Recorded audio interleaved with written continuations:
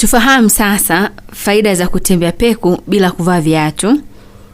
Kunaweza kuwa na faida kadha kiafya na kisaikolojia, hasa unapofanya hivyo kwenye mazingira salama kama vile nyasi, mchanga au ardhi safi. Niweze kukujuza baadhi tu ya faida ambazo utazipata kiafya. Namba 1, huimarisha misuli ya miguu.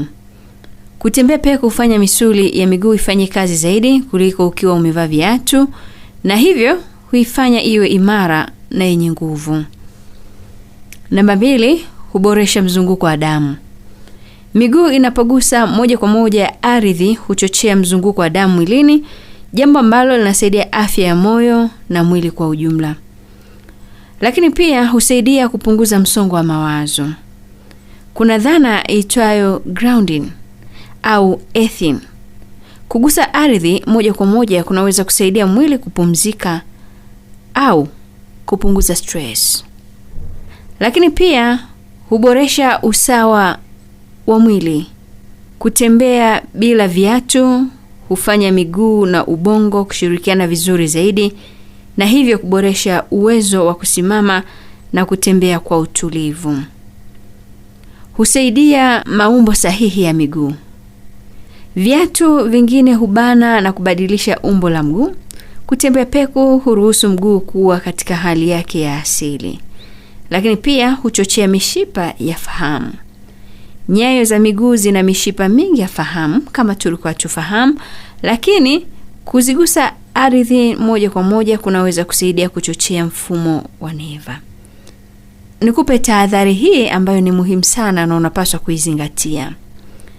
Epuka kutembea peku katika sehemu zenye vitu hatari kama vile vioo, chupa zilizopasuka, misumari, mawe makali, sehemu ambapo kuna miiba, lakini vitu ambavyo vina ncha kali kwa ujumla. Epuka maeneo yenye uchafu au vimelea vinavyoweza kusababisha magonjwa mbalimbali. Kwa watu wenye kisukari wanashauriwa kuwa makini zaidi kwa sababu ya hatari ya vidonda vya miguu. Nikupatie ratiba rahisi sana ya kutembea peku au miguu peku bila kuumia ya wiki 2 mpaka wiki 3 za mwanzo. Wiki ya kwanza, kuizoesha miguu. Lengo ni kuamsha miguu bila kuichosha. Siku ya kwanza mpaka siku ya pili, tembea angalau dakika 5 mpaka dakika 10. Siku ya 3 mpaka siku ya 4, dakika 10 mpaka dakika 15. Siku ya 5 mpaka siku ya 7, dakika 15. Sasa tembea kwenye nyasi, mchanga laini au sehemu safi ya nyumbani. Kwenye wiki ya pili, kuongeza nguvu kwenye miguu. Lengo ni kuimarisha misuli ya miguu. Ambapo sasa kama unakumbuka siku ya kwanza tulitamatisha na siku ya 3 ambayo ilikuwa ni siku ya 5 mpaka siku ya 7 ambako tulitembea dakika 15. Kwenye wiki ya pili tutaanzia siku ya 8 mpaka siku 10, dakika 15 mpaka dakika 20. Siku ya 11 mpaka siku ya 14, dakika 20 mpaka dakika 25. Sasa anza kuongeza kasi kidogo kidogo, lakini epuka sehemu ngumu sana.